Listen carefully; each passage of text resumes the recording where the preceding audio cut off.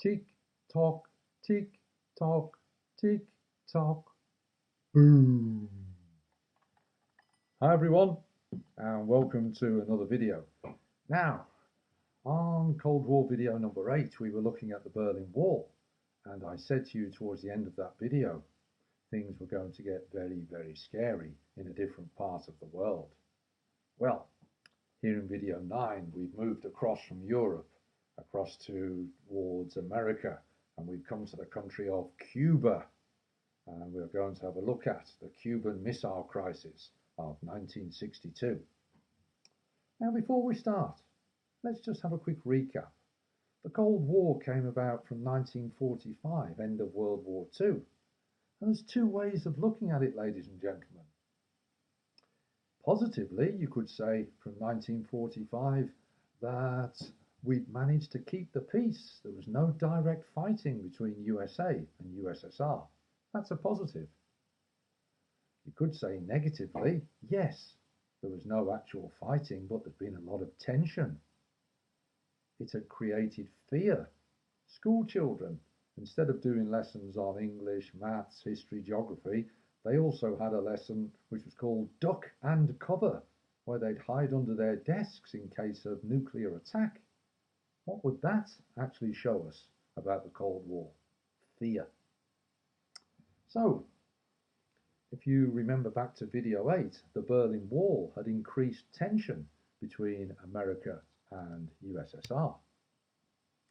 And here we are, the same year, 1961 into 1962. Things were going to get very, very scary indeed. Now, at that time period, what would America think? Well, they were concerned. They were concerned about USSR. Why? Well, USSR was trying to spread its sphere of influence. It had controlled countries in Eastern Europe. It had built the Berlin Wall. It had increased its nuclear option. They were building missiles at a very quick rate. And some of these missiles were very, very powerful. 1961, the Tsar bomber, 100 times more powerful than the atom bomb at Hiroshima. America was scared, and maybe right to be so. They were concerned. On the other hand, what about USSR? Well, they were concerned. Why? America had allies, particularly in Europe, Western Europe.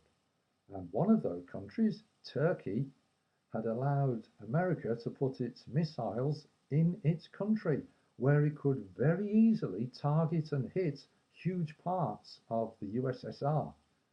That was scary for USSR. Khrushchev, the leader of USSR, was not pleased. The balance of the Cold War, he felt, was tipped towards America, so he was concerned.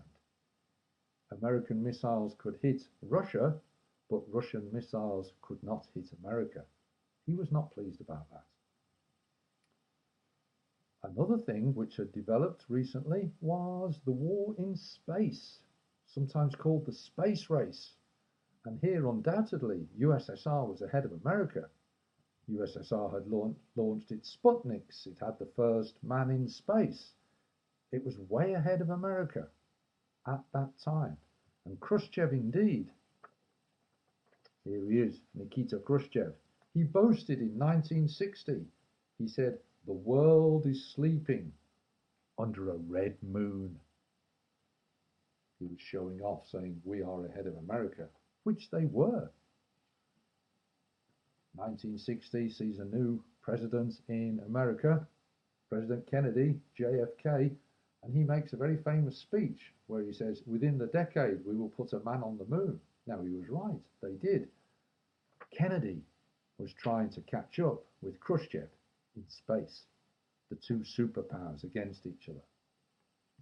But we'll concentrate on Cuba, a very, very important island, for reasons I'll explain in a minute. But we have to go back into history first. Long-term causes, all the way back to 1898, when American battleship, the USS Maine, was sunk. That gave America the excuse it was looking for, and it invaded Cuba and it defeated Cuba in a war. Now, once it had defeated Cuba, American companies, for example, later Coca-Cola, they piled into Cuba. They took the natural resources from Cuba. The American companies became very, very rich.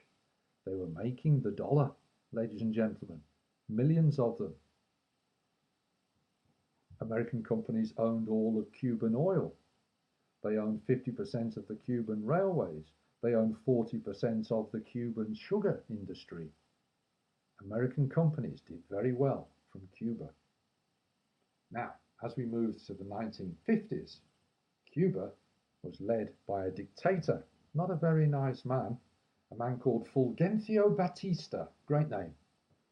All we need to call him is Batista. Now, he was friendly with America. He allowed the American companies to make money. He himself and his friends became very, very rich. But most of the Cubans who did all the work were extremely poor. Well, that's not fair from their perspective.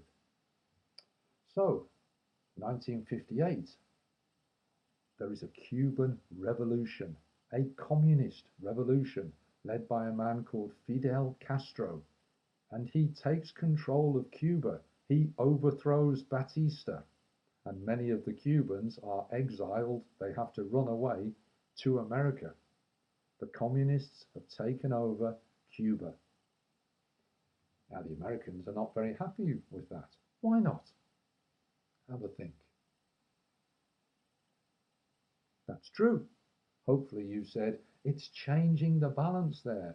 America doesn't like communism. Cuba is only 90 miles away from America, from the coast of Florida. They don't want communism spreading that close to America.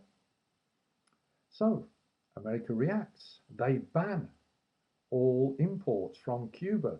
They are trying to bankrupt the Cuban economy. It's all to do with money and power and politics.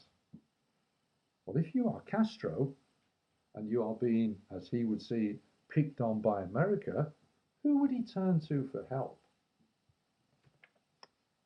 That's correct. He would go and ask for help from communist Russia. He's a communist. Russia's communist. They both don't like America. He will ask for help from Russia. Now, will Khrushchev give help to Cuba? What do you think?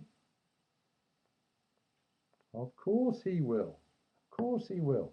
Yes, because then he will think he's made himself stronger against his enemy, America. So he gives economic aid to Cuba to try and help them industrialize and modernize. How would the new President Kennedy deal with that? Well, he's not very pleased.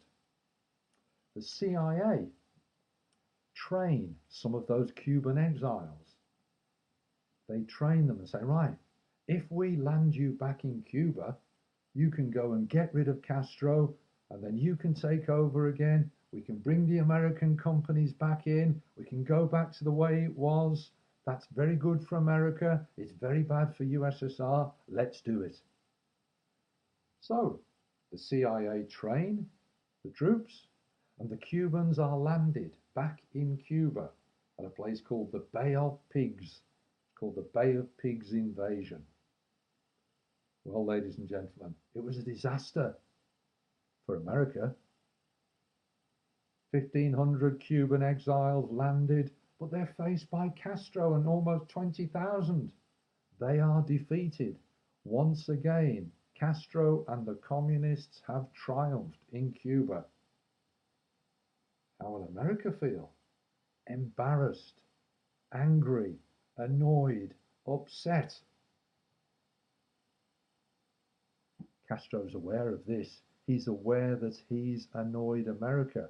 That's quite a scary thing to do. So Castro asks Cuba for help. Please send us your missiles. Build some military bases. And then the Russian missiles based in Cuba can target America, just the same way as the American missiles based in Turkey can target USSR. For Khrushchev, that's a great thing. The Cold War, he thinks, is rebalanced. He's making USSR stronger. But what would Kennedy do about that? Would he be happy? What do you think? Well, ladies and gentlemen, as 1962 ticks on, as we get towards October, it's time for the hard hat, ladies and gentlemen, because we know what's happening. Things are getting very, very close. Tick, tock, tick, tock, boom.